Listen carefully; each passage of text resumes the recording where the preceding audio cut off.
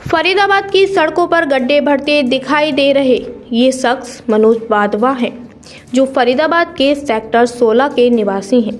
अब सवाल ये है कि जो काम सरकार या प्रशासन का है, वह काम ये क्यों कर रहे हैं। इसके पीछे की वजह है कि फरीदाबाद के सड़क पर बने गड्ढों के चलते इन्होंने अपने 3 साल के बेटे पवित्र को खो दिया था, जिसका दर्द इनके सीने में आज भी जिंदा है। और मनोज का कहना है कि जो दर्द उन्होंने सहा, वह नहीं चाहते कि किसी और को ये दर्द सहना पड़े। इसीलिए वे पिछले 8 सालों से इस मुहिम को चला रहे और उसी के तहत सड़कों के गड्ढे भर रहे। साथ ही साथ लोगों को इस संबंध में उनके अधिकारों के बारे में जागरूक करने के लिए समाज सेवी संस्थाओं के साथ मिलकर प्रदर्शन भी करते हैं समय समय पर। मनोज के मुताबिक उनके बेटे की मौत को 8 साल हो चुके हैं। उनकी लड़ाई उस ठेकेदार और उस सरकारी विभाग के खिलाफ है जिसके कार्य सड़कों को गड्ढा मुक्त बनाना था, लेकिन उन दोनों की लापरवाही के चलते अपनी पत्नी और बच्चे के साथ 2 व्हीलर पर जा रहे मनोज वाधवा का व्हीकल डिसबैलेंस हो गया और उनकी पत्नी और बच्चा गिर पड़ा। हादसे में उनके बच्चे की मौके पर ही मौत हो गई। मनोज के मुताबिक वे प्रदर्शन कर लोगों को उनके अधिकारों के बारे में जागरूक करना चाहते हैं। इसके अलावा वे अपने बच्चों को न्याय दिलाने के साथ साथ आम लोगों को गड्ढा मुक्त सड़क उपलब्ध करवाने के लिए कानूनी लड़ाई भी लड़ रहे हैं।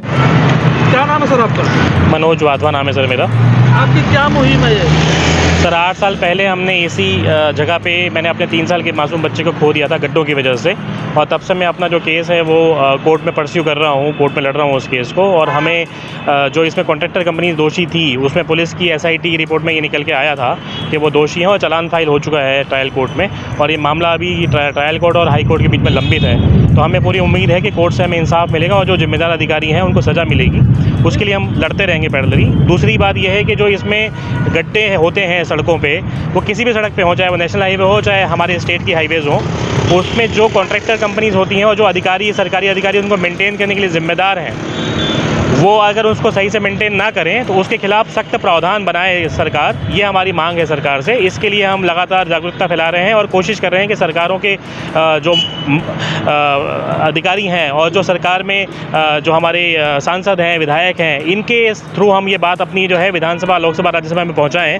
और माननीय सुप्रीम कोर्ट, हाई कोर्ट में भी हम लेटर लिखने की कोशिश कर रहे हैं। वहाँ भी हमने अभी हाई कोर्ट में लेटर लिखे हैं काफ़ी, और बताया गया है कि अगर कानून बनता है तो इस कानून की वजह से हम जाने गड्ढों से बचा सकते हैं। इस मुहिम को चलाने के पीछे की वजह क्या थी आपकी?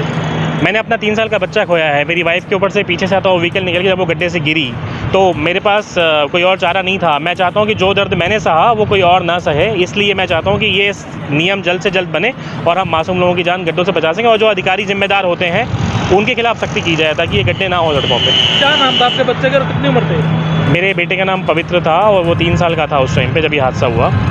आपकी मुहिम को प्रशासन और सरकार से किस तरह का सहयोग मिल रहा है? देखिए, प्रशासन और सरकार से कोई सहयोग नहीं मिला है मुझे। पुलिस ने पहले बहुत ढोल मोल रैया बनाते हुए इस केस को हिट एंड रन में तब्दील कर दिया था। माननीय हाई कोर्ट के इंटरवेंशन की वजह से ये मामला फिर से रीओपन हुआ और SIT ने ये माना जांच रिपोर्ट में कि इसमें कॉन्ट्रैक्टर कंपनी दोषी हैं, तभी उनके खिलाफ चालान फाइल हुआ, वरना पुलिस की तरफ से हमें फिजिकली कोई सपोर्ट नहीं मिला। शासन के पास मल्टीपल टाइम में जाके आ चुका हूँ। हमारी याचिकाएँ, हमारे लेटर जो है प्रधानमंत्री कार्यालय तक जा चुके हैं, लेकिन मुझे अनफॉर्चुनेटली वहाँ से कोई रिस्पॉन्स नहीं आया।